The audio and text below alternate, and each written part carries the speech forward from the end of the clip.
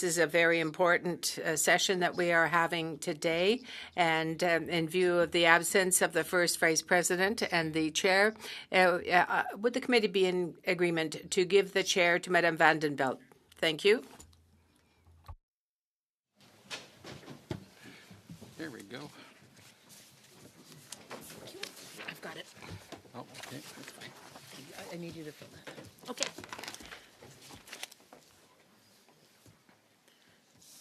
Bienvenue. Welcome. Today we're meeting for 2 hours to discuss the Supplementary Estimates B 2025-2026, Votes 1B, 5B, and 10B under the Department of Foreign Affairs and Development and Trade and Development, and Vote 1B under the International Joint Commission Canadian section. So first of all, bienvenue à la Ministre des Affaires étrangères. Welcome to the Minister of Foreign Affairs, Anita Anand. And she will be joined by departmental officials. We have Sandra McCardell, Associate Deputy Minister of Foreign Affairs, Weldon Epp, Assistant Deputy Minister, Indo-Pacific, Alexandre Levesque, Assistant Deputy Minister, Europe, Middle East, and Arctic Branch, and Shirley Carruthers, Assistant Deputy Minister and Chief Financial Officer, People and Corporate Management Branch. We will begin with 5 minutes for opening remarks. Go ahead, Madame la Ministre, vous avez la parole. You have the floor, Madam Minister. Madame la Présidente, Madam Chair, ladies and gentlemen, members of the committee. The committee, at a time marked by economic upheaval, escalating geopolitical tensions, and pressures of rapid technological change. In the face of these challenges, Canada is focusing on what we can control. Even as fiscal constraints sharpen the trade-offs we face, our priorities are clear: protecting Canada's sovereignty and ensuring our long-term prosperity. As I emphasized at the G7 Foreign Ministers meeting earlier this month, our approach rests on building strong, resilient and purposeful global partnerships. La force du Canada à l'étranger. Canada's strength abroad must be anchored in resilience, trust, and the clarity of our objectives here at home, our economic security and our national security. Resilient economies create resilient societies, and strong borders are important for economic growth. Resilience, robust defense and security, and remains guided by our core values. As Minister Champagne has said, we are building an economy by Canadians for Canadians. We are laser focused on diversifying trade, strengthening supply chains, and attracting targeted foreign investment to secure Canada's future. My recent travel to Europe, Asia, and the Americas has been focused on deepening partnerships in strategic markets. These partnerships strengthen our commitment to a stable, rules-based trading system, reinforcing both our prosperity and our resilience to global shocks. Backed by budget investments, initiatives like Team Canada trade missions, our work to position Canada as a top-tier investment destination, are creating new opportunities for Canadian businesses and communities. Our network of diplomatic missions abroad has received clear instructions to deploy all necessary resources to advance trade diversification and economic diplomacy. Stable, rules-based trade and strong alliances are absolutely essential, not only for economic growth, but also for the protection of our borders, our rights, and our democratic institutions. We must also turn our attention to regions where we can deepen ties with like-minded states, including in the Arctic. First and foremost, Canada is an Arctic nation. 40% of our territory and over 70% of our coastline are in the Arctic, shaping both our domestic and our foreign policy. We have recently appointed an Arctic ambassador, along with planning the opening of a consulate in Greenland, both of which will expand our diplomacy vis-à-vis the Arctic. During discussions with the ministers of foreign affairs from Arctic countries, a clear consensus appeared as to the fact that the time had come to strengthen our presence and our cooperation in the North, in particular taking into account climate change. $1 billion in defense spending, putting us on a path to reach 2% of GDP this year and 5% of GDP by 2035. A substantial portion of this will support dual-use infrastructure, such as new or expanded airports and ports and runways in the Canadian Arctic.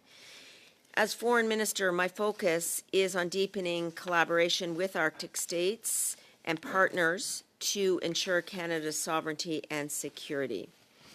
I will move now to emphasizing our support for Ukraine, or over $22 billion or so to Ukraine signals Canada's unwavering support for international law, sovereignty, and security. We're also investing in cyber technology and technology-driven defense modernization, recognizing the evolving nature of global threats. La politique étrangère du Canada. Canada's foreign policy will always be guided by our fundamental values, motivated by pragmatism and sustained by budgeted investment. Efforts to advance a two-state solution in the Middle East, sustained support to help restore security in Haiti, and efforts to reform multilateral institutions so that they remain fit for purpose and capable of addressing today's global challenges. Our G7 presidency this year has placed Canada's priorities firmly at the heart of the international agenda. Canada is fully committed to working with partners in multilateral organizations to advance common priorities and address global challenges that directly impact Canadians. Our core values continue to define who we are and serve as a strength on the world stage. In conclusion, as we face a global landscape marked by renewed strategic competition and economic coercion, we must recognize that our approach must be sustained commitments and focused investments that reflect the realities of today's global landscape. Our engagement on the world stage is deeply connected to the daily lives of Canadians. Every decision we take internationally is designed to deliver tangible benefits for all Canadians across the country in every province and territory. I'm here to answer any questions you may have. Thank you for your attention. Thank you, Madam Minister. Round of questions, and our first speaker will be Mr. Al-Boutaif. You have 6 minutes. Thank you, Chair. Welcome, Minister, again to the committee. Minister, you've said many times that Canada's export controls are among the strongest in the world. Yet the CBC has credibly reported that Canadian-made rifles have now surfaced in Sudan's conflict, not once or twice, but extensively. Has export control system failed to stop Canadian weapons from getting into the wrong hands? Merci pour la question. Thank you for your question. Canada has imposed an embargo on arms for Sudan under the UN law and the special economy. This means that no Canadian business is authorized to export arms to Sudan directly or through third countries. Canadian residents who wish to export or negotiate goods and technologies must obtain an export permit for intermediation for any economy. All articles have to be examined on a case-by-case basis very stringently by Canada. There is a rigorous approach. No exception is made by Canada for this legal obligation. And anybody who breaks the law will face legal consequences, fines, and legal proceedings. He was recently in UAE, where he praised their government. During his meetings, did he express his concern over the Emirates' role in supporting Sudan rapid forces, rapid support forces through the purchase of gold and other natural resources, and as a result, prolonging the Sudanese conflict at the cost of innocent civilian lives. To be clear in English, those who breach the law will be held to account. It is something that I take very seriously, and my department here with me today takes very seriously also. In terms of our meetings with the UAE, we do raise human rights concerns at every turn. In addition, I want to stress that we are supportive of the efforts of the Quad. And the Quad, as you know, contains 4 members: the United States, Egypt, the Saudi Arabia, as well as the UAE. Minister, with all due respect, the question is, have the Prime Minister raised this issue with the UAE? Yes or no?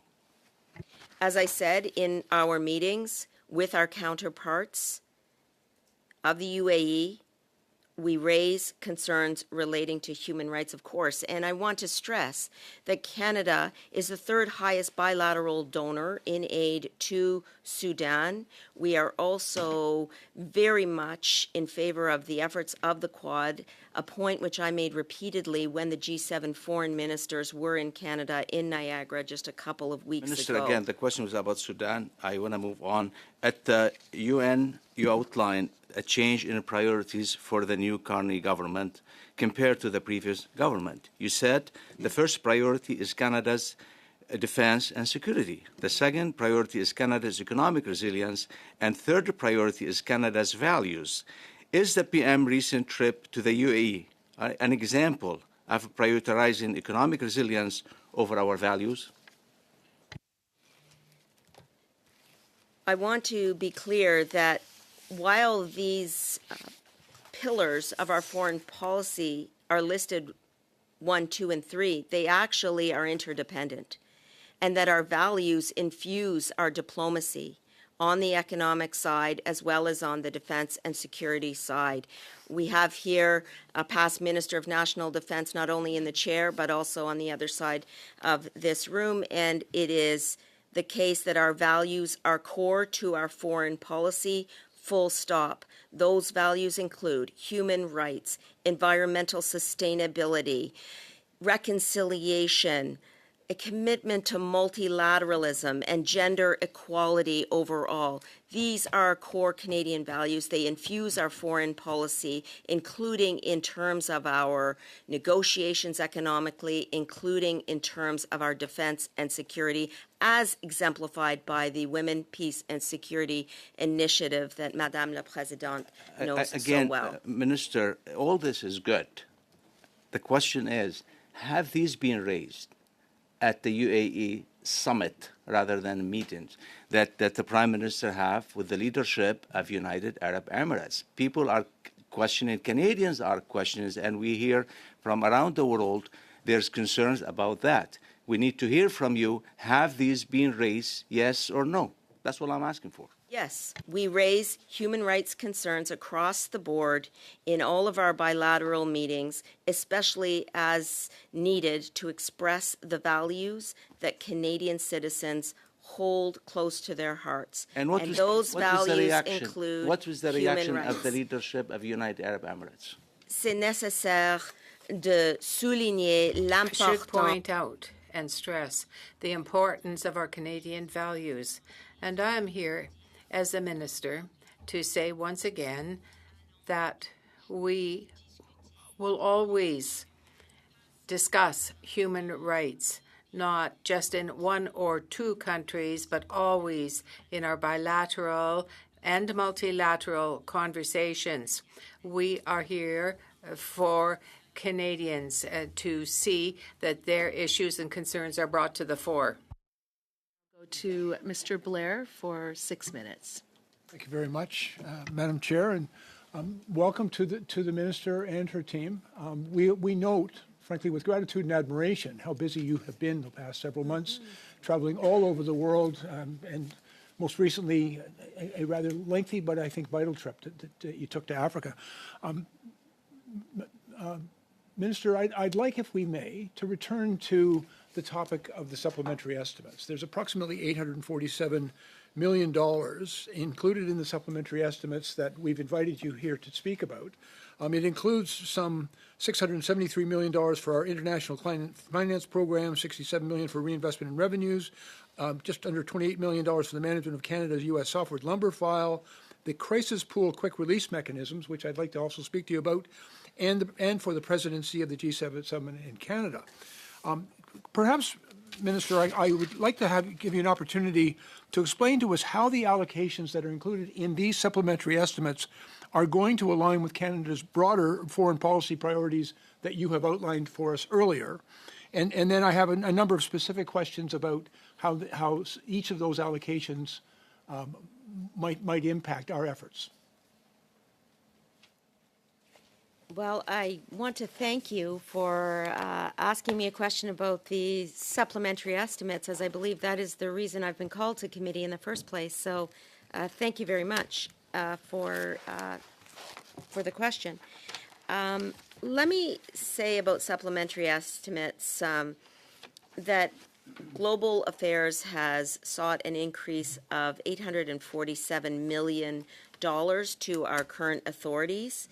And the funding requests that are sought primarily include measures for some of the climate programs, such as Canada's International Climate Finance Program, as well as reinvestment of revenues from the sale or transfer of real property. There's also an allocation requested for the crisis pool. That crisis pool actually allows us to undertake the crisis response, again, a file that you know so well, because of many humanitarian issues that we know have occurred, certainly recently because of climate disasters throughout the world. I'm thinking of, for example, the Philippines comes to mind, but there are others.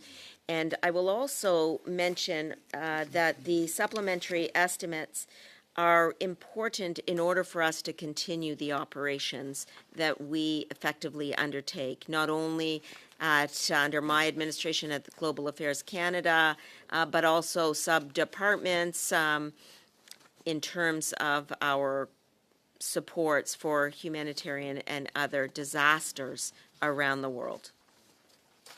Thank you, Minister. And certainly we've had a number of discussions at this committee about foreign affairs efforts to broaden our diplomatic outreach and to provide more significant consular services around the world, including new embassies being opened in Greenland and in Anchorage, all of which we believe to be entirely appropriate and important. But I have a question with respect to these estimates and the impact of the comprehensive expenditure review that the government is currently undertaking. And if perhaps you could share with us how you're planning your staffing approach in order to, first of all, respect, obviously, the fiscal responsibilities that are being imposed on every department in the government, but also how will you maintain the key foreign policy development and consular priorities that you have outlined while at the same time balancing the requirement for perhaps greater fiscal responsibility?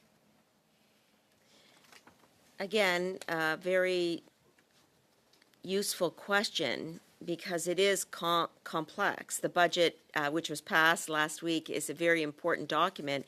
And in that budget, Canada's new government made a clear commitment to Canadians to bring fiscal discipline to the federal budget. And that is what we are delivering in Budget 2025. Global Affairs Canada, like all departments, is reviewing measures outlined in the budget for implementation. And these proposed measures mean refocusing Canada's international presence and finding efficiencies across Canada's mission network, including revamping emergency preparedness and modernizing consular services. We're also reducing expenditures at missions by consolidating embassies with multiple properties into fewer buildings, acquiring Crown-owned properties in certain cases, and co-locating with some offices with allies where appropriate. I'm confident that these reductions will have no impact on the services on which Canadians rely while abroad and will not impact the government's ability to diversify its trading partners and bring more investment here at home. I will have more information to share with his committee as the next weeks unfold. But I also wanted to say that at the same time, with every new government, with every set of new foreign policy priorities, there is also a necessity to readjust the places of focus, especially in terms of missions. So I will be opening a consulate in Nuuk, Greenland, as well as in Anchorage to accord with our Arctic foreign policy. Thank you. Thank you very much. Maintenant, c'est Monsieur Brunel-Duceppe. Mr. Brunel-Duceppe, 6 minutes. Thank you very much, Chair, and welcome, Minister. And we're very happy to have you here with us in committee. You said Canadian Values Guide International Relations for Canada. You have spoken about international human rights. How are the rights of women in the United Arab going? Are they being supported? Is it a reason why there is no? The translation was a little slow in coming. In the United Arab Emirates, so I'm sorry, but your question, it was really dealing with human rights. But what is the condition of women in the United Arab Emirates? This is what I am asking. I want to be very clear. The engagement that Canada has for the condition of women and girls is dealing with the elimination of obstacles, barriers, ending sex-based and gender-based violence. Will never change. That will never change. And as I have mentioned this fall, foreign policy for Canada will deal with the security, the holding up of our values. Thank you, ma'am. And that is fundamental to our government. Yes, but Mr. Carney has said that Canada no longer had a feminist foreign policy. So Mr. Carney's trip to the UAE, what did he bring up? Women's rights? And what's the result of that? $60 billion worth of contracts. There were submissions made with respect to the women that fact that women live in the and the conditions under which women live in the United Arab Emirate. Do you feel that that would be a perfect example of Canada's feminist foreign policy?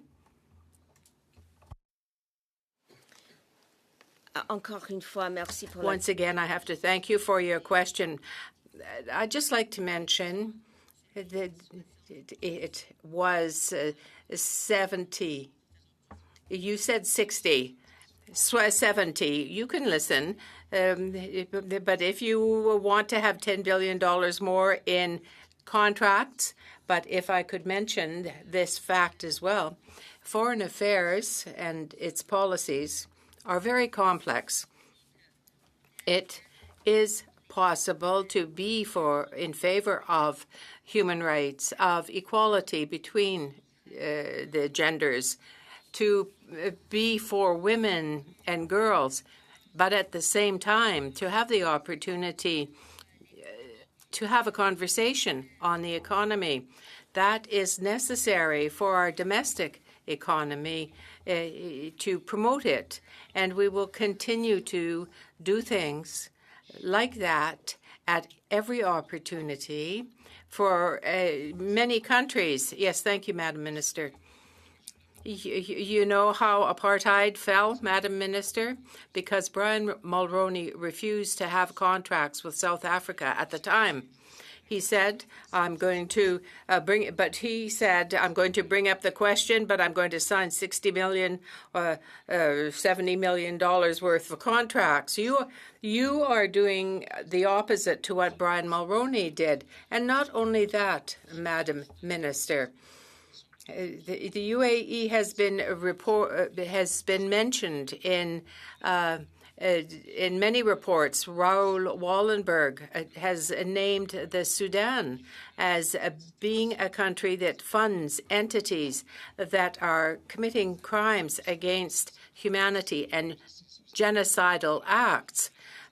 If you haven't read those reports, I can send them to you. But first of all, the women's rights are not being respected there, but there is the instance of the genocidal acts in Sudan. And yet you are signing $70 million worth of contracts. You're doing that with China, Beijing, an authoritarian entity. Frame to me in that way, because that is not what our foreign policy represents. Our foreign policy actually represents Canadian values, including in the area of feminism, gender equality, work that we are doing for LGBTQI+ and other minority groups, and we are continuing to advocate for those groups in our foreign policy. Our Women, Peace and Security Initiative is still continuing. We are able to further the ELSI initiative as well, which has doubled the number of women peacekeepers since our initiation of this in 2015. So the work that we will do on our feminist foreign policy continues. As well, we are going to make sure that our commitments to gender equality, human rights, women and girls will continue in a way that recognizes the new geopolitical and fiscal context, both of which demand a different frame. So our foreign policy is complex, but we are making sure that we stand up for Canadian values, and we are also making sure that we do what is necessary to build the Canadian economy, which is a platform on which we were elected. Thank you. Merci. Our next Thank you. question, Ms. Kramp-Newman, for 5 minutes. Thank you, Chair, and thank you, Minister, for being here today. In June of 2024, we were told that it would take 1 year to implement a Foreign Influence and Transparency Registry and Commissioner. We're past that point. I know you have previously stated that this falls to public safety, but in your department's 2023-2024 department's results under core responsibility, 1, international advocacy and diplomacy, it states, Canada continued to coordinate the G7 rapid response mechanism to identify and respond to diverse and evolving threats to worldwide democracies, ensuring that countering foreign interference remaining at the top of the G7 agenda. Additionally, under the 2025-2026 developmental plan, under the same core responsibility, it says, results we plan to achieve. Democratic principles are protected and furthered, including by scaling up the G7 rapid response mechanism and progressing collective responses to foreign information manipulation and interference. Why do we still not have a foreign agent registry in place? Great question. Thank you for the question. We have been clear that Canada's sovereignty must be respected, and our government is vigilant in its efforts to combat the scourge of transnational repression. We know that these threats are constantly evolving, and that's why I am working closely with the Minister of Public Safety, and my department is working with the Department of Public Safety. And we've created initiatives at GAC like the Rapid Response Mechanism, which you mentioned. All diplomats must respect the Vienna Convention on Diplomatic Relations, and we will never tolerate any form of foreign interference or meddling in our democracy. So there was a bill adopted in the House, Foreign Influence Transparency Accountability Act. We're running out of time. You stated there would be 1 year.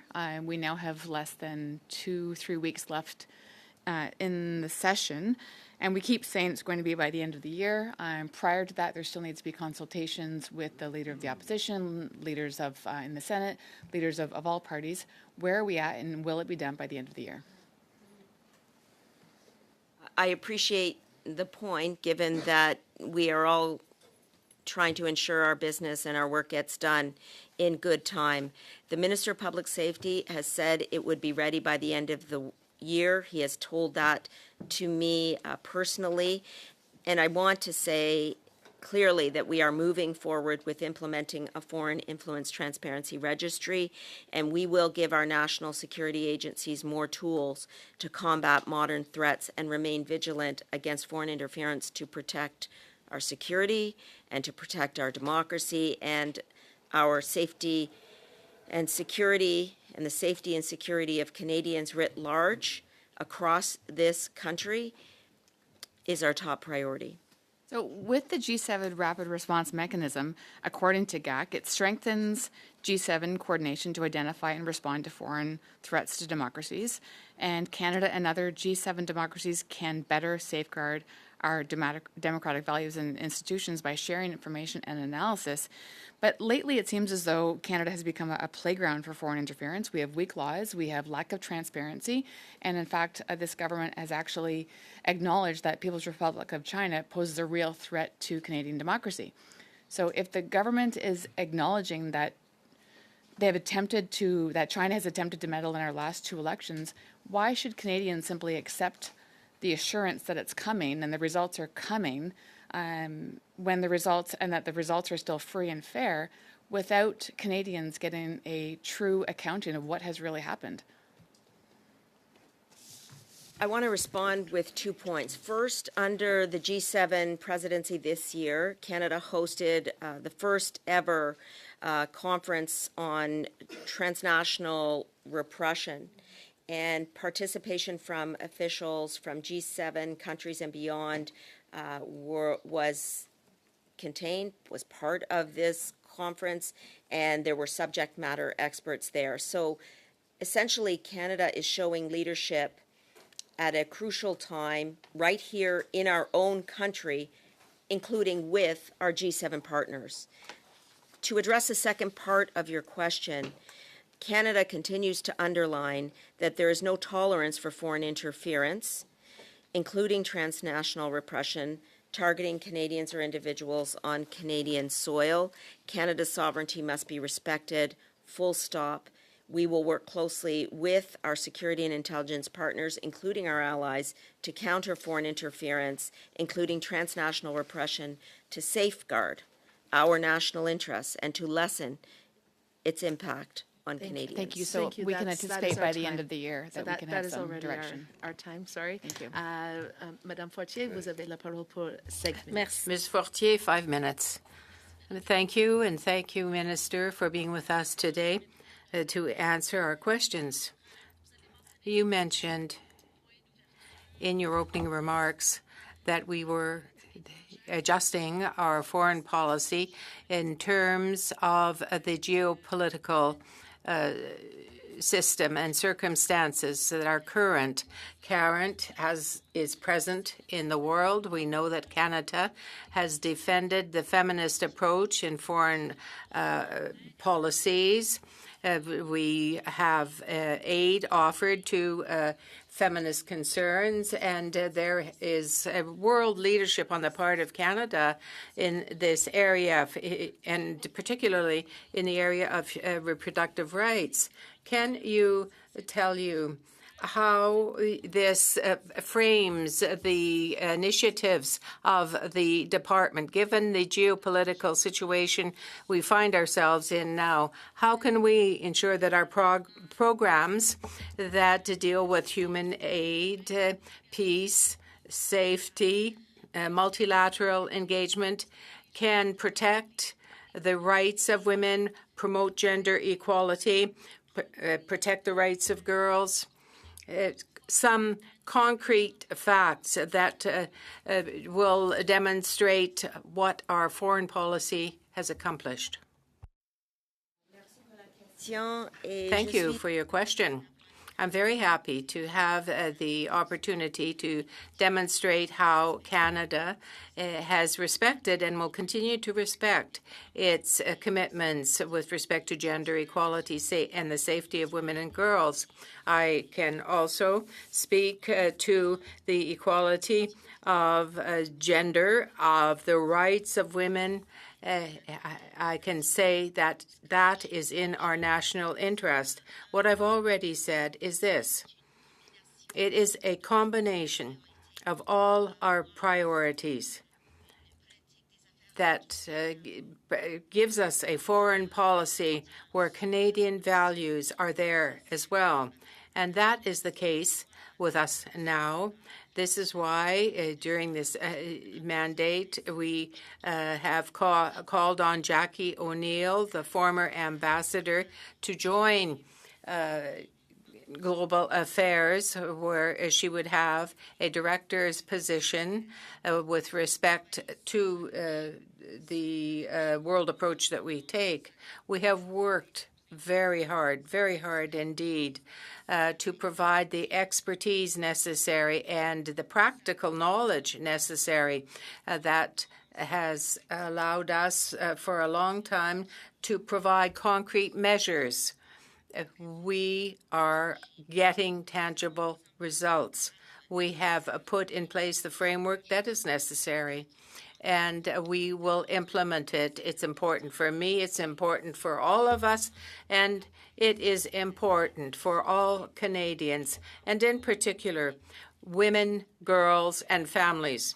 Thank you, Minister. I'm just going to change to another question. You've just had a meeting of the G7, and you had the opportunity there to discuss the budgets. Where are we with respect to Haiti, if I could ask? Are we still a leader in terms of what has to be done to ensure the work that is also being undertaken by other countries? Could you clarify what stage we're at, please? Yes, of course.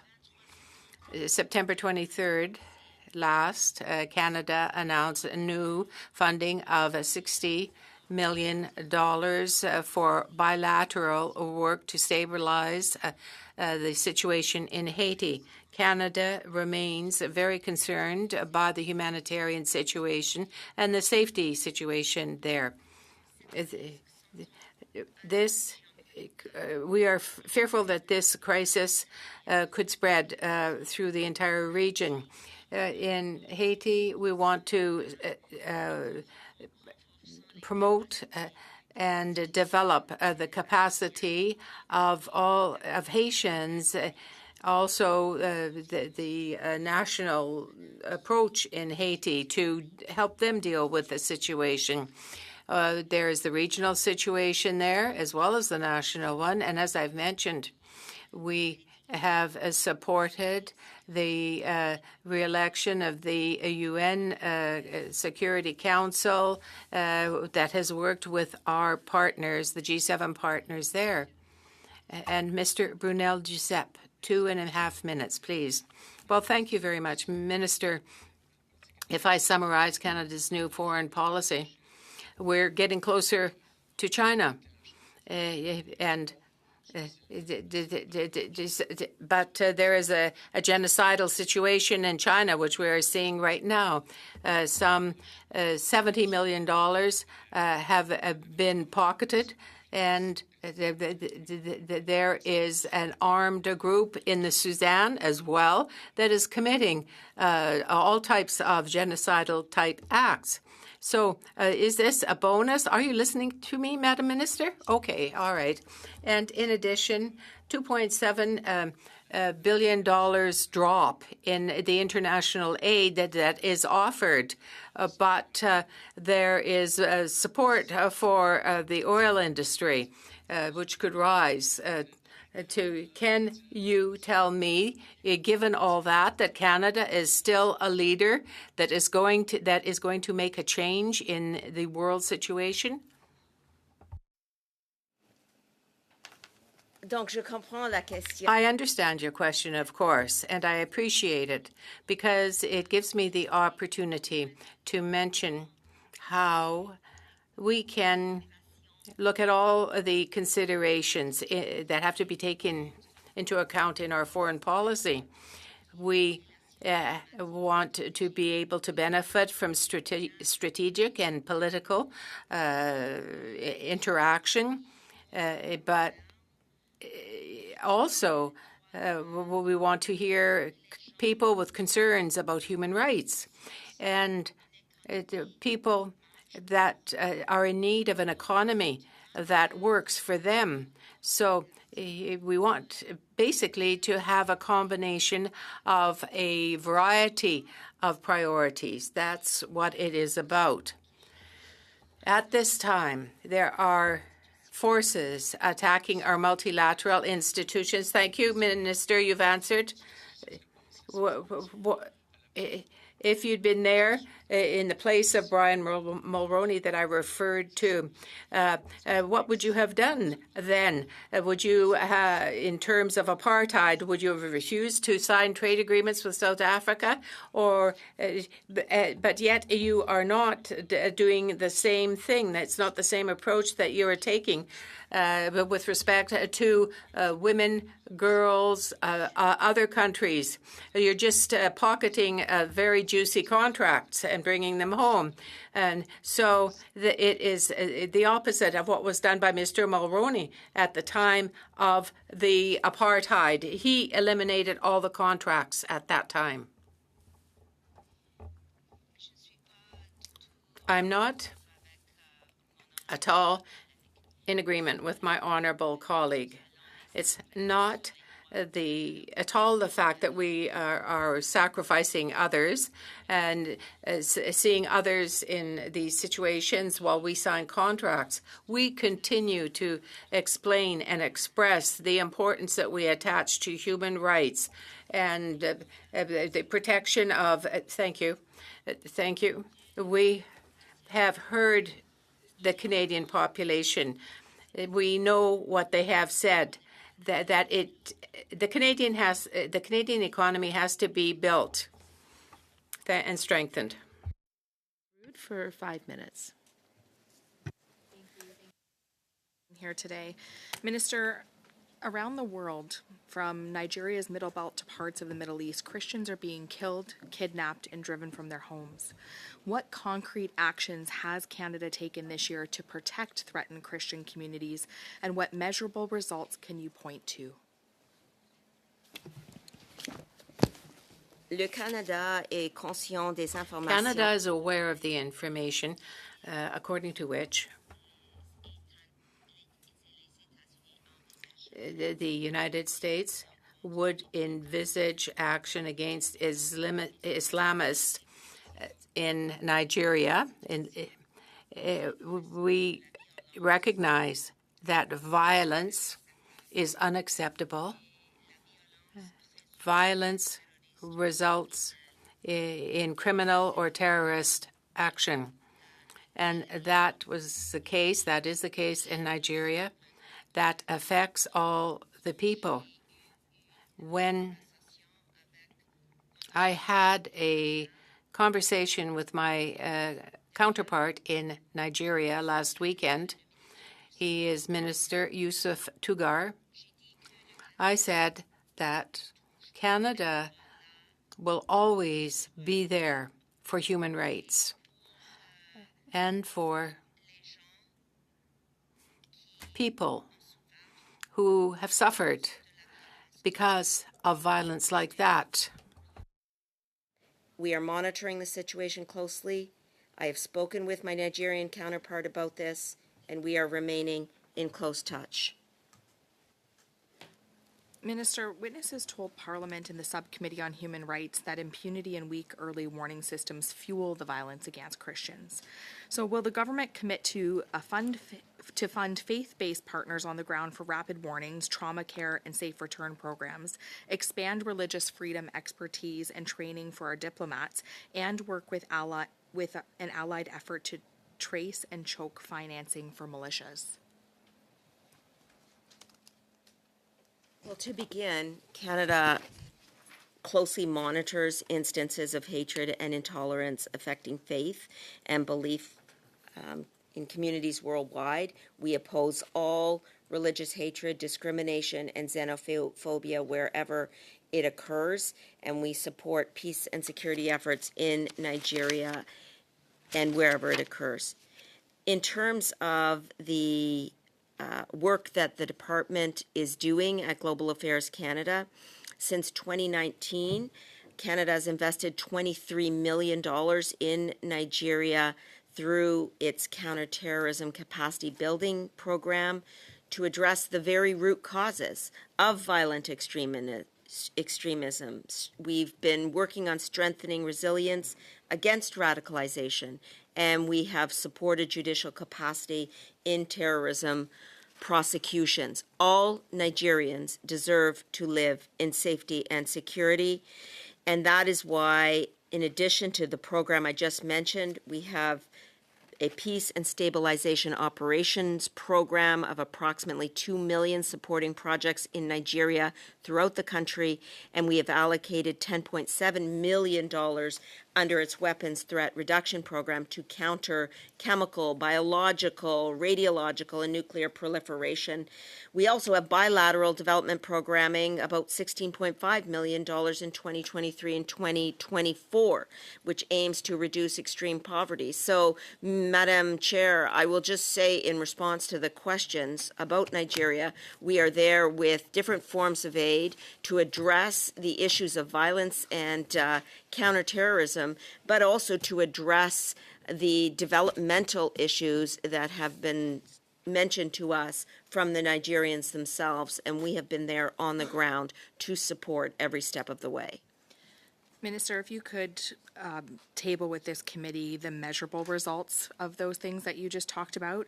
But on November 24th, the Leader of the Opposition asked the House to recognize the genocide in Nigeria and the prosecution of Christians around the world.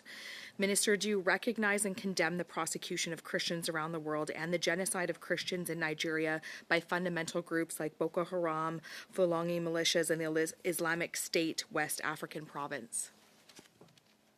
I thank the honourable member for the follow-up question on this, and I wanted to mention that we will table information as requested, and I've my departmental officials here to do so, and I will reiterate that all Nigerians deserve to live in safety and security, and that will always be at the heart of Canada's foreign policy vis-a-vis Nigeria and every other country, and religious hate is absolutely unacceptable. Thank you. We will go to Mr. Oliphant. Thank you, Chair, and thank you, Minister. 4 things I want to bring up. The first is you have officials with you, and we don't get to thank you often enough. To the Associate Deputy Minister and Assistant Deputy Minister, thank you for the work you do and for those people who are behind you, around you, and support Canada in the world. Second thing is just a note following up from the last question on the freedom of religion or belief. And I know we've had some really profound officials working for you, Minister, who are raising those issues, and Canada's responses are always coordinated with other countries. And that's often through officials. So again, to the officials, thanks for that work. Third point, consular. It's not my area of responsibility, so I'll get to ask about it. We've had expenditure review. We've obviously, every department is facing cutbacks.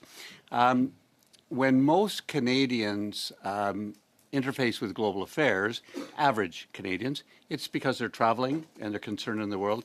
Can you assure Canadians that consular services will be maintained and that Canadians can travel in the world knowing if they lose their passports, if they need to get a prescription filled, or if they end up in jail or the victim of arbitrary detention, that this government will have the resources to support them?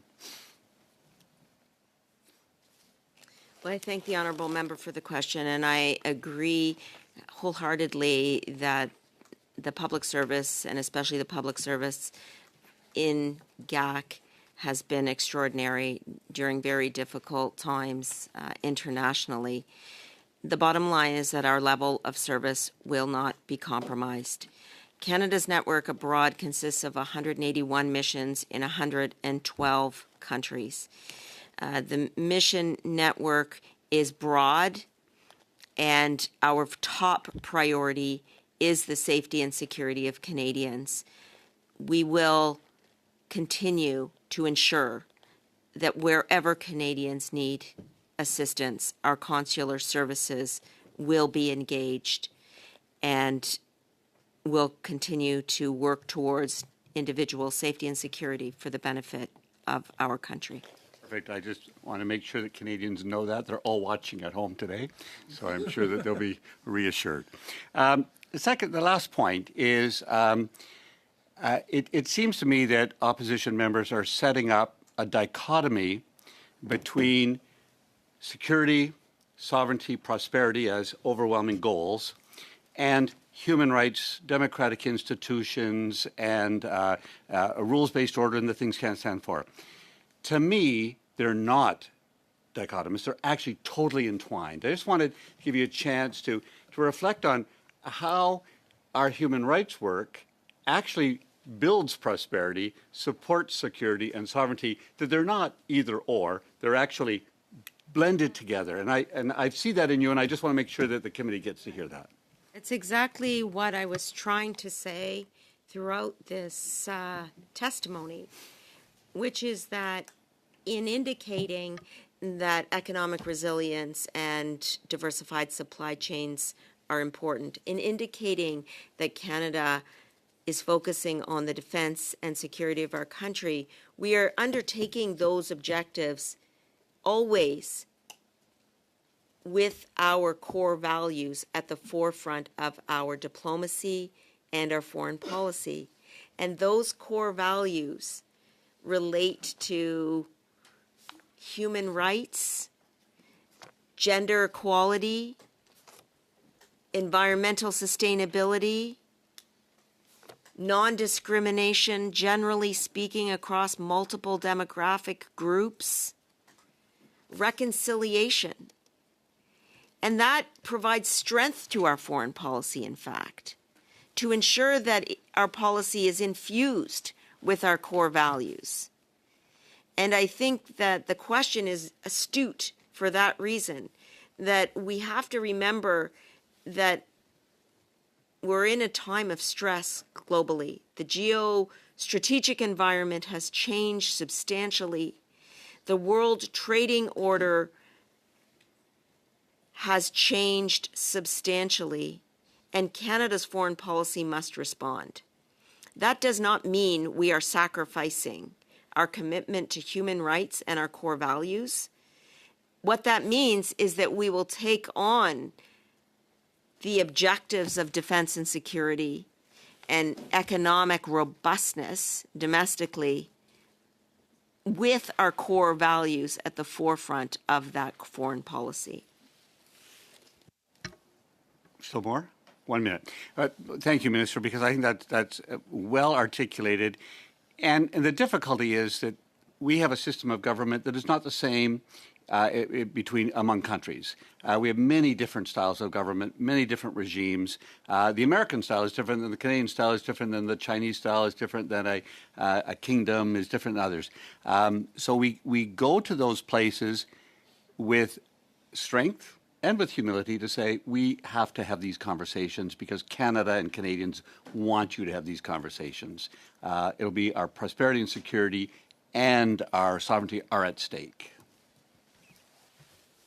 The way in which I frame it is that diplomacy isn't about hiding under a rock and pretending that the world's problems are going to vanish.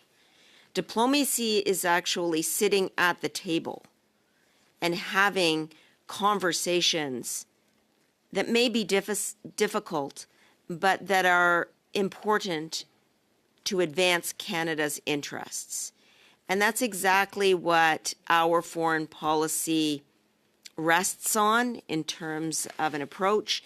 And it's my personal approach that in a professional and diplomatic manner, it is important to advance Canada's interests on defense and security, on economic prosperity, and in terms of our core values. And we can do that, and we must do that on behalf of all Canadians. Thank you. And I want to thank the Minister, Minister Anand, for being here today. Thank the officials, Mr. Levesque, Ms. McCardell, and Mr. Epp. And I understand that Ms. Carruthers will be staying with us for the next hour. And as we bring the new officials for the next panel, I will briefly suspend the meeting.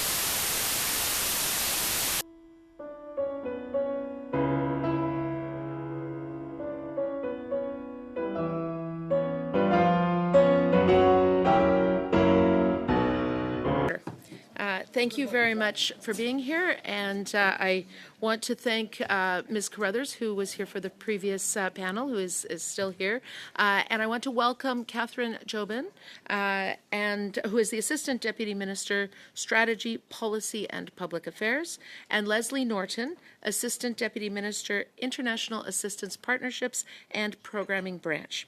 So thank you very much for being here, and we will go immediately to the first round of questions. And the first question for 6 minutes will go to Ms. Cramp-Newman.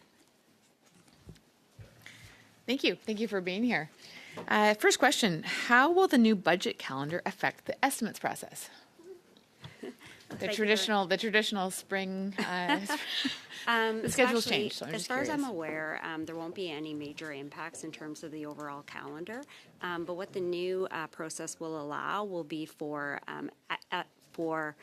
items that are actually announced within the budget to make it into the main estimates. So right now, as you would be aware, a lot of the items that we see within the supplementary estimates would have been announced during the budget of the previous cycle. And so when the main estimates are actually tabled, parliamentarians wouldn't necessarily have a good view just in terms of what was actually announced in the budget. What it will mean for departments is basically that we will have to bring our different submissions to the Treasury Board a little bit earlier in the cycle in order to make that deadline. Thank you. Available for the fall's budget? So typically the main estimates are tabled, I'm going to say within the Point d'ordre, January timeline. Madame la Présidente, juste peut-être Madam poser. Chair, could the question be repeated? The interpreter was not able to hear the question. The mic was closed. When will the main estimates be available for this fall's budget? So typically the main estimates are tabled before the beginning of the new fiscal year, so anywhere between the end of February and early March. This year's departmental plan was significantly shorter than last year's, we can appreciate. How did the truncated timeline affect GAC's ability to submit their departmental plan? 51 to 73 pages. Last year's is 44.2% longer than this year's. Look, it's always a bit of a, I'm going to say a challenge for our department or any large department to submit these reports in time. Folks work very hard on making sure that we have the right information available to Canadians, to parliamentarians, just with respect to all of the good things that the department is doing. A lot of consultations, as you can imagine, within the department, and I think a lot additional complexity when you have departments that are run by more than one minister. But of course, very welcomed that the Treasury Board Secretariat developed a new, more concise departmental plan format for departments to follow. It does reduce the overall administrative burden within the department and the red tape, so it's great. Can we assume that the truncated timeline for this particular budget means more activity in the supplementary estimates? Well, that would be what I would be anticipating to see, certainly. For our department in particular, I think, we had some announcements within Budget 2025, and I know that the department is working very hard to have those items approved in time to be included within the main estimates. With regards to the departmental plan, the government has indicated a renewed interest in diversifying trade, mentioning it as one of the 5 core responsibilities in the plan. If you could explain this to me, by my math, the average dollar per employee being spent on core responsibility 2 is the lowest of the 5. And if we remove the smallest other responsibility, it is definitely the lowest, with around $182,000 per employee. So responsibility 1, international aid, gets $416,000, and others are higher. Is there an explanation to this? Or perhaps you could get back to me in writing. I probably prefer to get back to you in writing, but I believe that core responsibility 1 is actually advocacy and diplomacy, but I may be mistaken, so we can definitely get back to you in writing. Thank you. Who is it that determines the criteria for the departmental result indicators? And are they verified by an independent party, third party? So it's actually my team is responsible for determining those indicators, working very closely with the programming branches, just in terms of what it would be that would help parliamentarians again to assess whether or not we've been able to meet our objectives. The number of investor visits to Canada facilitated by the Trade Commissioner Services plummeted between 2022 and 2023, in 2023 and 2024 from 206 down to 142. Do we know why?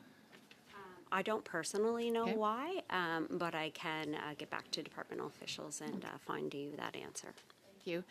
There was some additional interesting language that I found on page 15. Results we plan to achieve.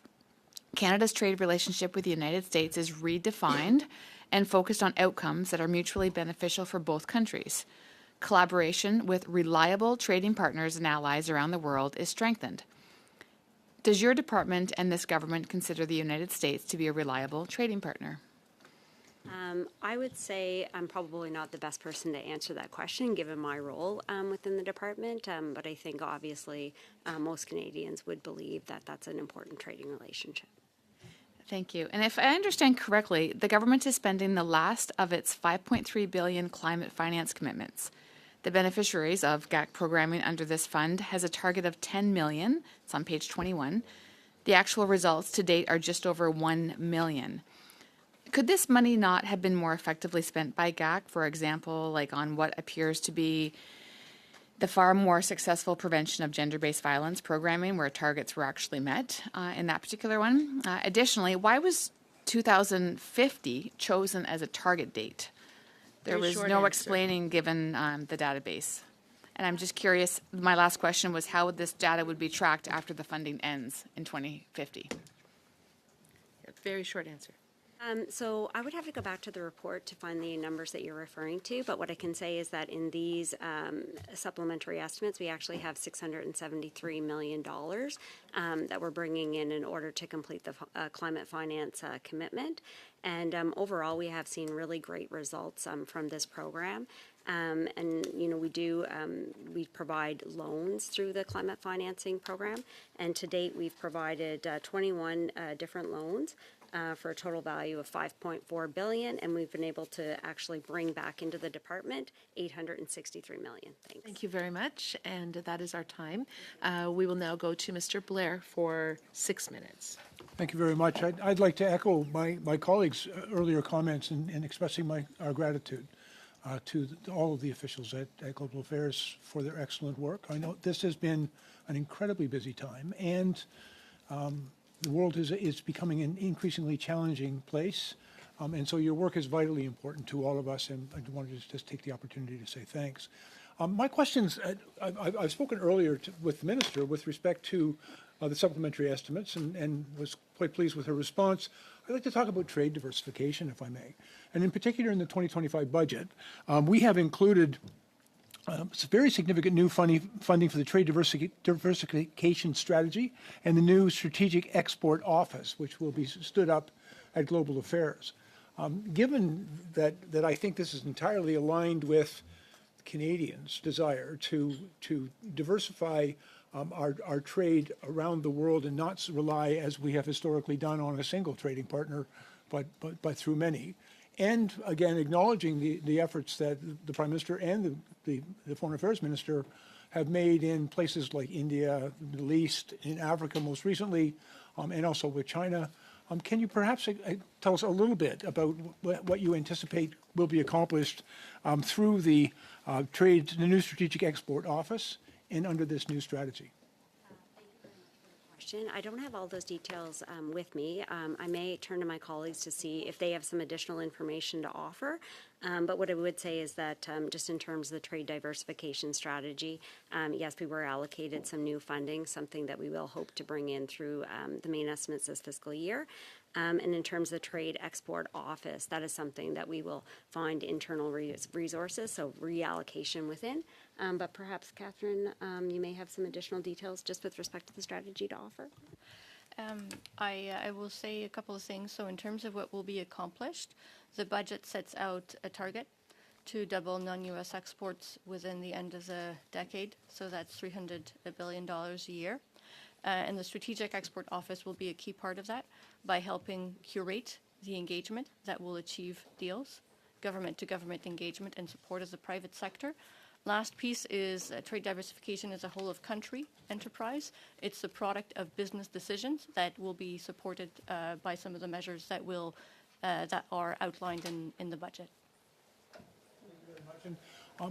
If I may, we've also been studying the issue of our new focus, a renewed focus in the High North, and there are, I think, given global circumstances, other trading partners and other national security partners that we are also reaching out to.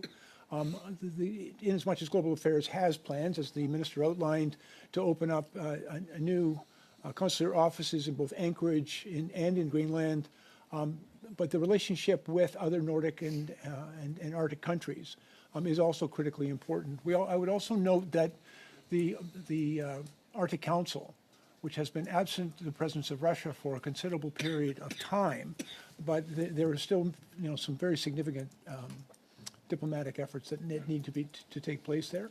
So perhaps in the context of these estimates and your future plans, perhaps you could just explore with us a little bit of the direction that you see us taking. Again, I don't think I have the details that you'd be looking for with respect to the strategy. I can turn to my colleagues to see if they have anything additional, or we'd be happy to come back. I mean, I think we can come back maybe with a written answer. I will say that many relationships are important to achieve trade diversification. And if I may, I also spoken a little bit earlier about some of the challenges of the comprehensive expenditure review. I know that is something that all government departments are seized with. Given the increasing demands upon your department in the new global environment, perhaps you could share with us how you would envision managing the challenges of demonstrating both fiscal responsibility, but also at a time when we're asking so much more of you. You're right, like all government departments, we did take a lot of time within the department over the summer months and into the fall to develop proposals to meet the $1.12 billion target that the department had just in terms of identifying savings.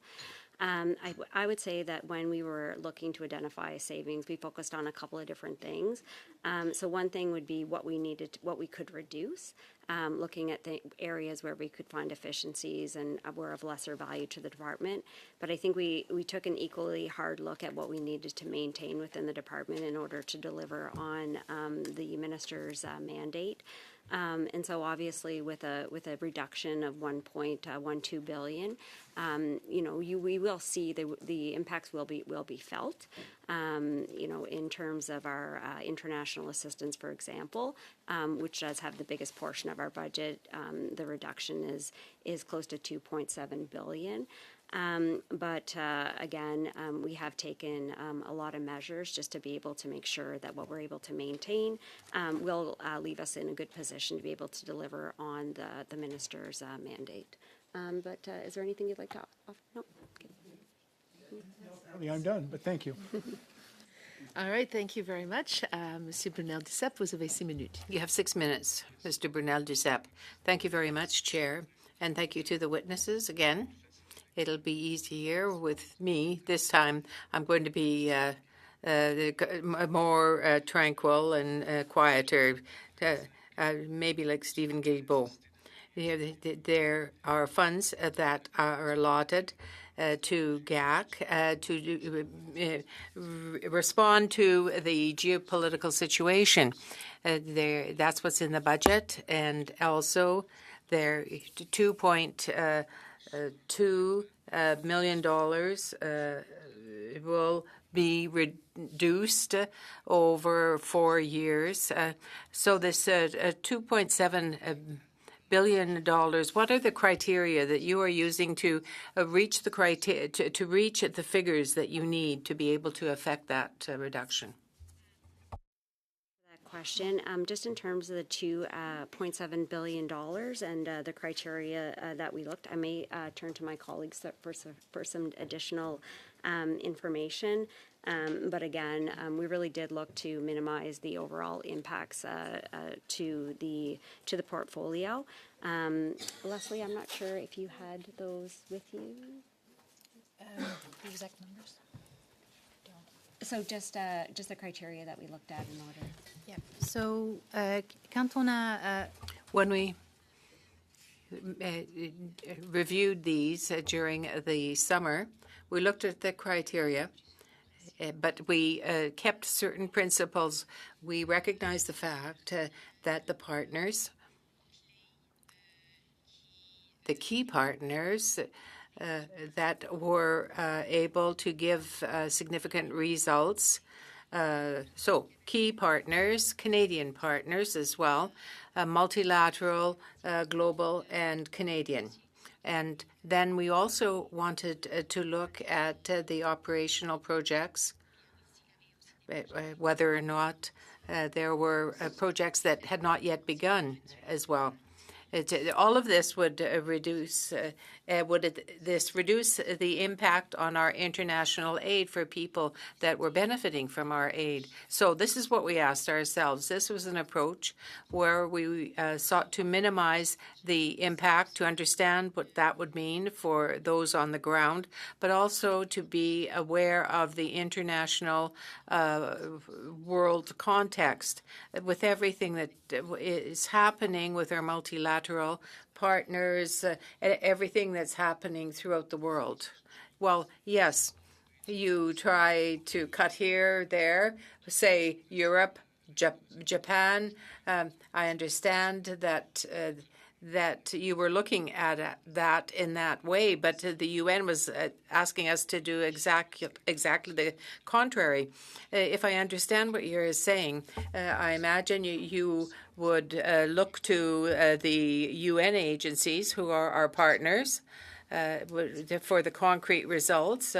I would imagine that you would contact them for those UN partners for an idea of what was going to happen. And also,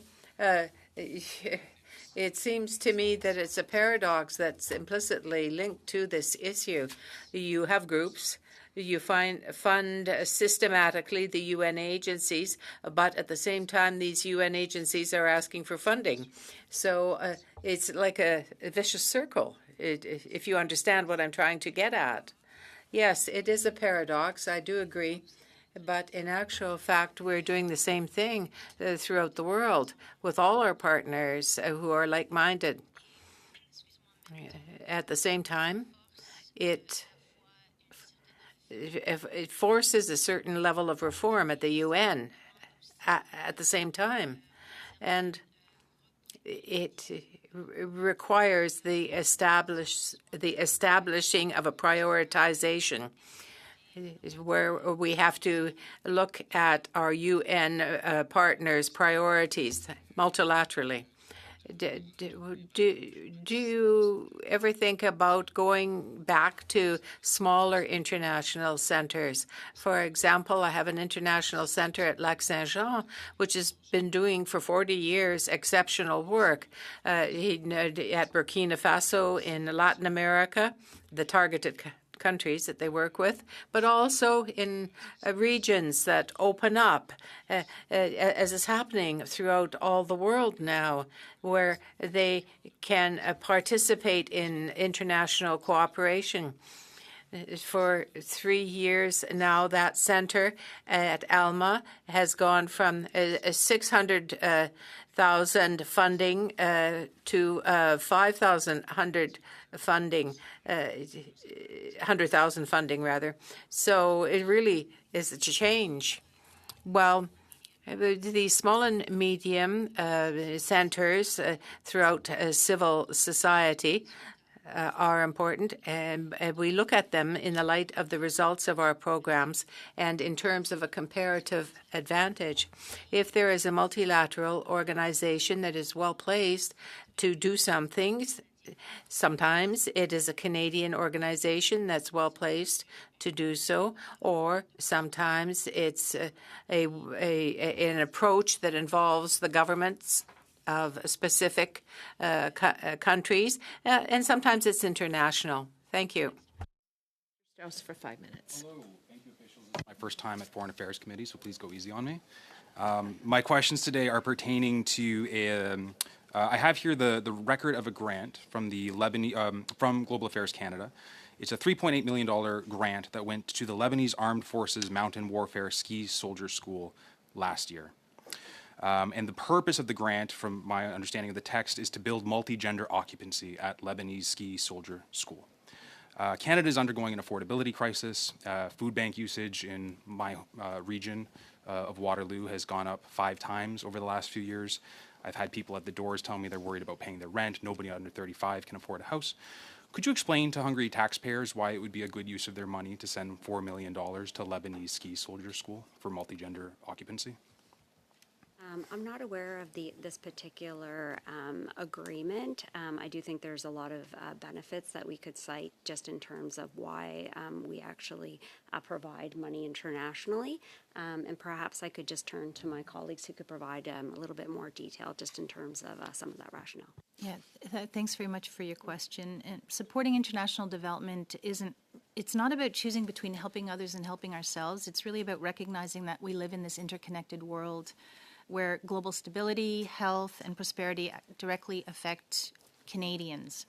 So we take the perspective that by addressing issues like poverty, like inequality, and conflict in countries around the world, whether it's Global South or other countries where poverty exists or security challenges exist, as they do in Lebanon, Canada's international assistance directly supports Canadians' security, their prosperity, as well as their well-being. I take your answer to be that multi-gender occupancy at ski soldier schools is going to help Canadians pay for their rent somehow. I guess I wonder then, when will these accommodations be available to the ski soldiers in Lebanon? So we will have to get back to you with that Fantastic. If you information. could please table that in writing with us. And if you're doing some tabling in writing, I'd also be interested to know how many spaces are going to be made at the ski soldier school. And then I guess I'm interested in the language, because reading further into the grant, it says that it is multi-gender occupancy, but then it talks about integrating women. So I take it that men and women will be at the ski soldier school. I'm wondering if when Global Affairs Canada gives money for multi-gender occupancy, are there any genders other than men and women that are necessarily going to be accommodated?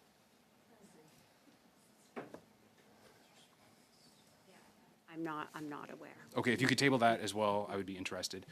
In your experience at your department, are grants like this under any sort of political direction? I would say that at the beginning of every fiscal year, before the beginning of every fiscal year, the department does go to the minister to seek strategic direction, just in terms of where we're going to allocate our resources, just in terms of going to the political level for every single, I'm going to say, grant, depending on the dollar value. It's not required. So we have certain thresholds and authorities. So we have different levels and for different types of instruments where we need to go and seek authority. So, for example, in these estimates, you would see large amounts for our climate finance projects. Those projects are over $100 million each. Those require us not only to go directly to the minister for sign-off, but we would actually have to go to the Treasury Board Secretariat. Projects under $5 million would be under the authority of an assistant deputy minister. I see. So over the last year, would you say that there's been any change in policy or political direction, or can Canadian taxpayers, people in Kitchener who are having trouble affording groceries, can they look forward to seeing similar grants like this go out in this fiscal year?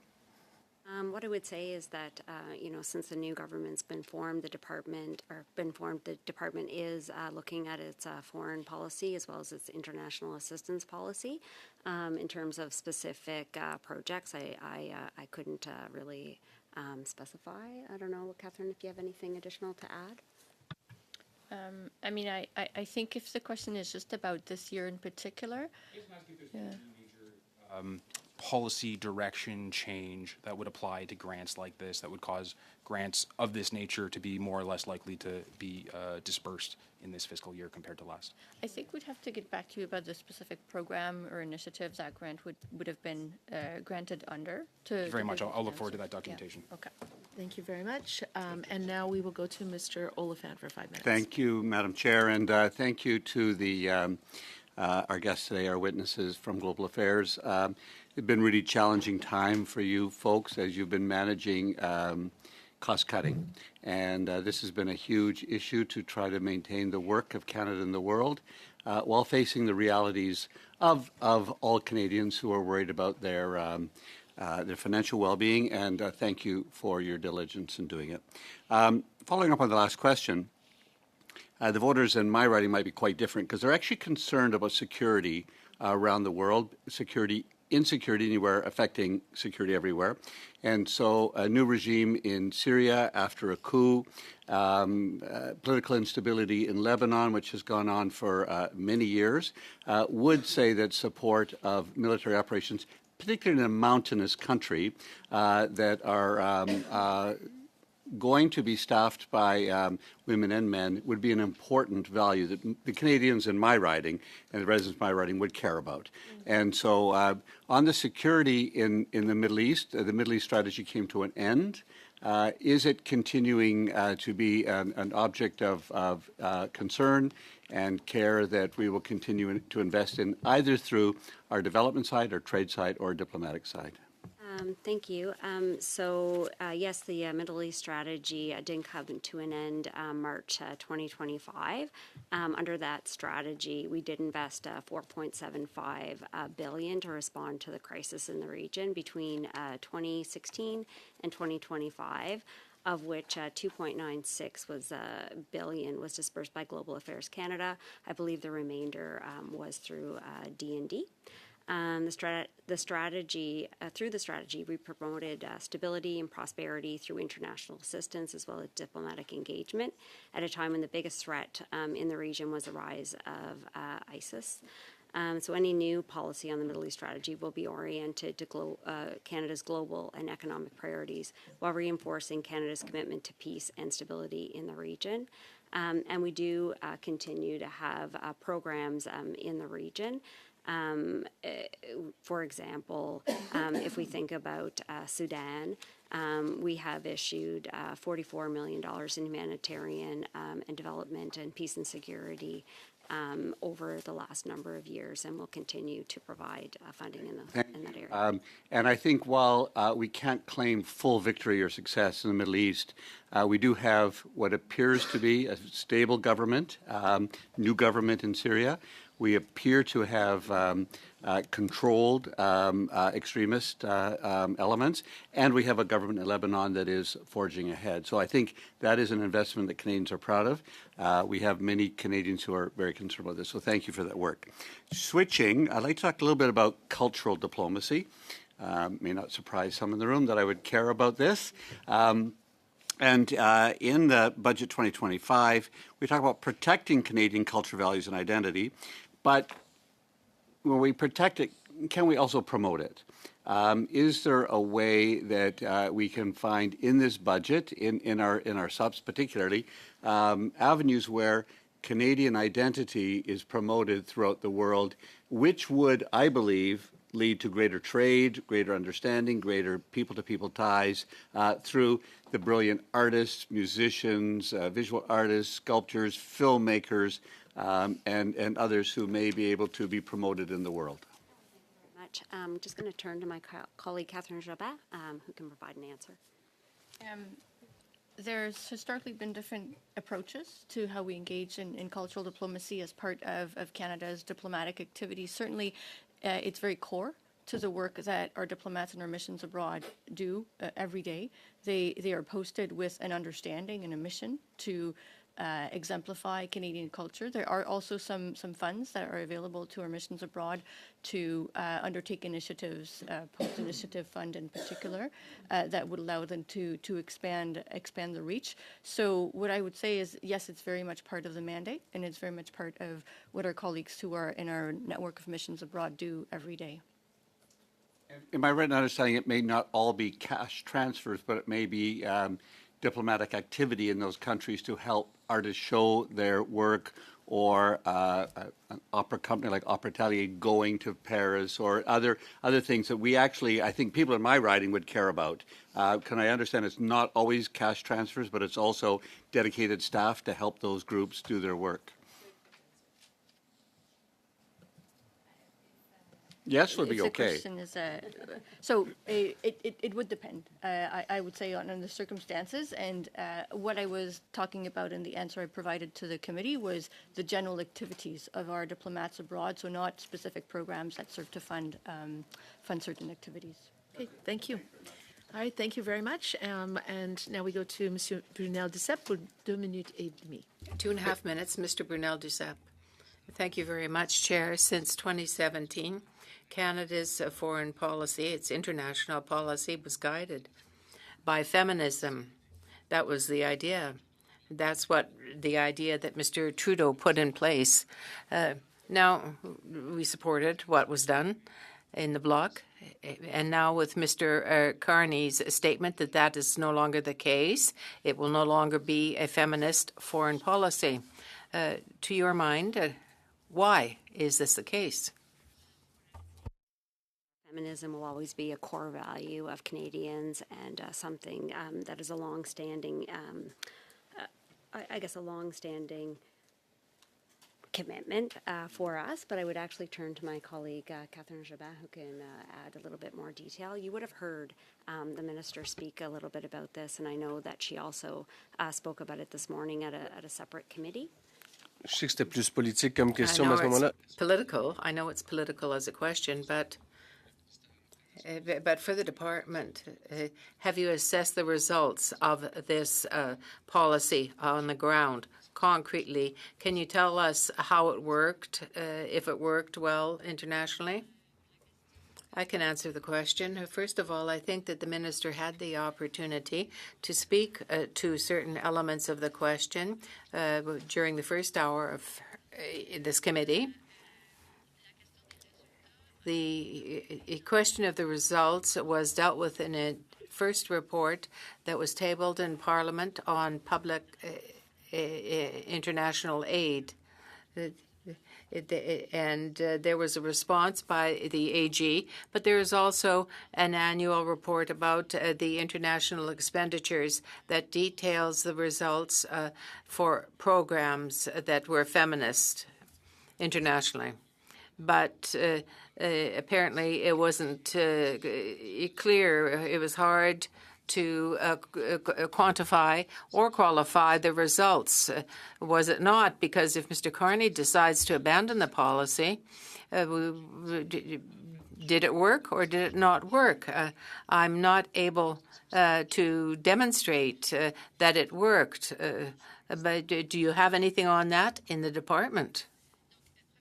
Well, first of all, I can't reframe the words for this committee, but I think the minister was nuanced in describing Canada's foreign policy on pragmatic values, according to the minister. Now, with respect to your question, this report that was tabled with respect to international aid supplied by Canada, it was reviewed by the AG. And it demonstrated that it would be difficult to measure the results because there are areas that had no certain value for Canada. Thank you very much for being here today. In Budget 2025, it reduced planned international assistance by $2.7 billion over 4 years. What exact programs, countries, and multilateral envelopes are earmarked for cancellation and decreases? Thank you very much for that question. Yeah, you're correct. The budget will reduce international assistance by $2.7 billion. Just in terms of the exact bilateral development programs, for example, that will be reduced, the department is still undertaking some exercises, I'm going to call them for lack of a better term, but we're still having discussions just in terms of what exactly, where exactly those programs will be, so I can't share them with you here today. But there's a lot of great work. I don't know if Leslie has anything else to add. No, you're good. Perhaps when those exercises are complete, could you table with the committee that information? Absolutely. Is that okay? Right. Did you have something further to add, or no? Okay. Which results in the 2024-2025 Global Affairs Departmental Results Framework will now be missed because of Budget 2025 reductions, and what revised targets and delivery dates will replace them? It's too early, I would say, for us to understand exactly which specific indicators will be reduced. So, as you can appreciate, this exercise was done over the summer months, and so we've just recently had our proposals confirmed. And so now the department will move forward just in terms of making all the adjustments that we need to make from a budgetary perspective, from a reporting perspective, and other things. But rest assured, we are in a good place in terms of being able to meet the targets, reductions that will be part of our main estimates for 25-26. Your new Africa strategy leans heavily on innovation, blended finance, and modern delivery models, yet the department's own plan, 2025-2026 plan, shows only 1% of international assistance initiatives actually implemented innovative solutions last year. So why is the real number 1% if innovation is supposedly central? Again, just to have a look at the departmental plan to better understand exactly what that 1% is indicating. I think there was another question that was very similar just in terms of innovation, unless other colleagues have anything to offer. But we'd be very happy to get back to you with something in writing. Thank you very much. I would appreciate if you could bring that back to the committee. The department promotes the value of multilateralism in crises and warns that underfunding worsens displacement, famine risk, and instability. Was the impact of the cuts on global food security and Canada's own security modeled out before the decision was made? Go ahead, Leslie. Sorry, could you just repeat the question? Sure. Was the impact of the cuts on global food security and Canada's own security modeled out before the decision was made? So thank you for the question. If I understand correctly, so when we were, each department was given a target in the expenditure review. And so we had to look across all programs, and we took into consideration the global context, as well as I'd mentioned, the various envelopes and or buckets of funding that existed. And then we tried to take a very careful look across the board at operational projects versus those that had not yet started, because and then also wanted to make sure that we were protecting some areas like humanitarian assistance, where food assistance falls under that, as an example of in part of the food systems rubric or the food security rubric, I would probably I would stop there and just leave it at that. But just to say that we were very seized with the context of the millions of people in the world that are facing severe food insecurity at this time. And it's been recognized by our minister, by the Secretary of State Sarai, that it's very important to continue with humanitarian assistance, given the global context and the number of people who are in need in the world right now. Thank you. Your plan shows people benefiting from climate adaptation fell from 4.8 million to 1.18 million year over year. Which programs were cut or under-delivered, and what drove the drop? A very short answer. We're out of time. Well, maybe we can answer that question by just saying, just in terms of these main estimates, supplementary estimates, we are actually seeking $673 million.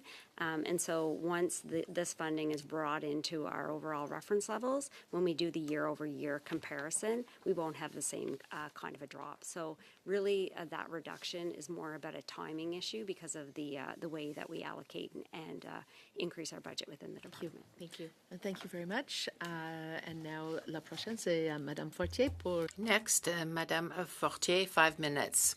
Thank you very much. And once again, thank you for being here today. Thank you for all the work that you all do. It's truly important because we know that you have a lot to do with not a lot to do it with. So you have to have a very rigorous, stringent review of expenditures, and there has to be a review that will also continue to be able to provide services, quality services for Canadians as well. As a member from the NCR, Ottawa, Vanier, Gloucester in particular, I know that there is a presence of 40% public servants in our area.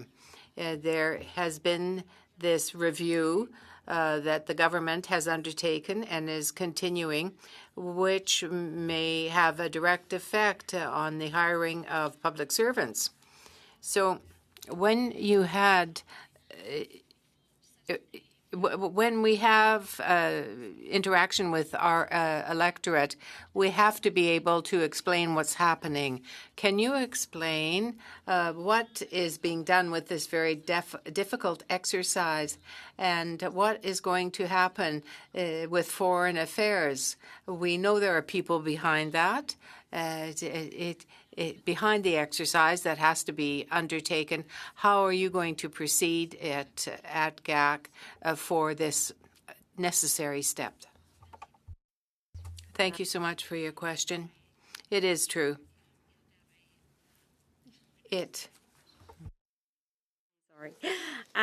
But yes, it is going to be a very difficult situation, obviously, when people are impacted. We do take that very seriously. So we are taking a very deliberate look within the department to better understand our workforce. As you know, there were measures announced within the budget in terms of early retirement incentive program and other things. And so people will be impacted from the reductions. What we're planning to do within the department is to make the first announcements in January. We'll start with our executive cadre, and then we'll have to move to our other employees. But what I would say is that recognizing the mistakes, I'm going to say, or lessons learned from the past. So we have had previous reduction exercises, and I think that one thing that we did learn from those previous exercises is really that we can't stop recruitment completely. When you do stop recruitment completely, there is an impact just in terms of refreshing and renewing your workforce. So again, I think within the department, we have, prior to the exercise, put staffing measures in place to ensure that we weren't bringing in people knowing that we were going to have a budget reduction to follow. And so if I think about the composition of our workforce, I would say that we have about 92% indeterminate employees, which does give us a little bit more flexibility when it comes to those reductions. But again, with a reduction this size, we can't escape the fact that we'll have to have employees will have to be positions will have to be reduced. Merci. Et puis, évidemment, je sais que Thank you. I know that efforts will be made to ensure a transition that will allow those who may not continue in their present jobs. You will encourage them to try to find a job in other sectors in the National Capital Region or elsewhere.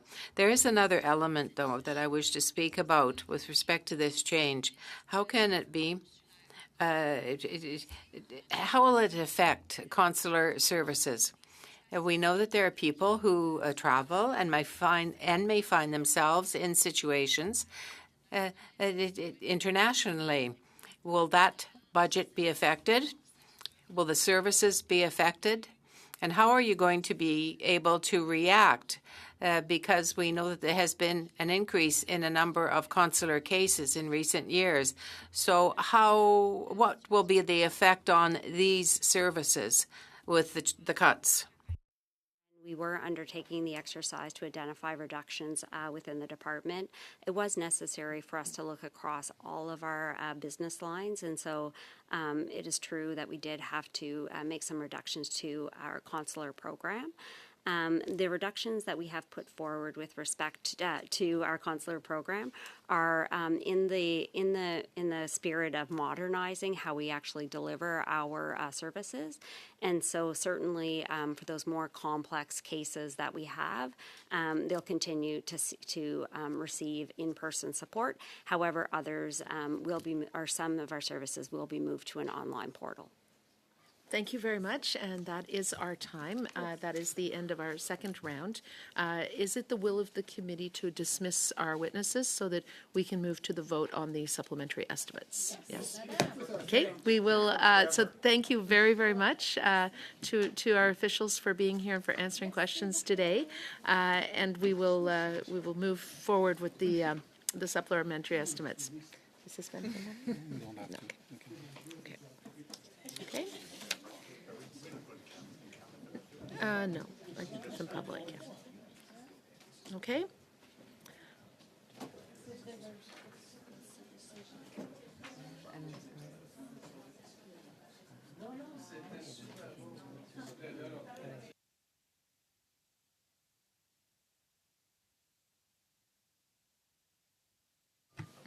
So thank you very much. So now there are actually 4 votes, and the supplementary estimates be for 2025-2026. Is it the will of the committee to do all of the votes at once? Yes, I'm seeing nodding. Okay. In that case, shall all the votes referred to the committee in the supplementary estimates 2025-26 carry? On division. On division? Okay. All right. So then, sorry. Shall I report the votes back to the House? On division. On division. All right, thank you very much. I do have one short announcement before we adjourn. There will be, at the end of our next meeting, from 5:30 to 6:15 p.m., Thursday, December 4th, an informal meeting with 3 members of the Foreign Affairs and Trade Committee of the Irish Parliament. So that'll be right after our meeting, and the clerk has informed me that he will send that to everybody very shortly so that you'll have that in your emails. So that would be Thursday, December 4th, 5:30 to 6:15. Is it the will of the committee to adjourn? Brilliant, Sharon. Okay, and we are adjourned. There we go. That's so much fun.